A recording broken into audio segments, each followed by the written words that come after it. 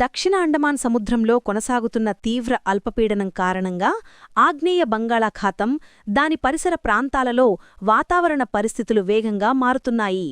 హైదరాబాద్ వాతావరణ శాఖ అధికారులు అందించిన వివరాల ప్రకారం ఈ అల్పపీడనం ప్రస్తుతం పశ్చిమ వాయువ్య దిశగా కదులుతోంది. ఇది 48 గంటల్లో మరింత బలపడి ఆగ్నేయ బంగాళాఖాతంలో శక్తివంతమైన తుపానుగా రూపాంతరం చెందవచ్చని అధికారులు అంచనా వేస్తున్నారు. తెలంగాణలో గత 3 రోజులుగా చలి తగ్గి చాలా ప్రాంతాలలో ఉక్కపోత పెరిగింది. ఈ వాతావరణ మార్పు అల్పపీడన వ్యవస్థ నిర్మాణంతో ముడిపడి ఉంది. దీని ప్రభావంపై వాతావరణ శాఖ అధికారులు 2 ప్రధాన అవకాశాలను అంచనా వేశారు. తుపాను వ్యవస్థ సకాలంలో ఏర్పడితే అది ప్రధానంగా మధ్యవైపుకు కదులుతుంది. దీంతో నవంబర్ 26 నుంచి 28 మధ్య ఈ 3 రోజులు ఉత్తర ఆంధ్రప్రదేశ్, తూర్పు తెలంగాణ జిల్లాల్లో మోస్తరు వర్షాలు కురిసే అవకాశం ఉంది.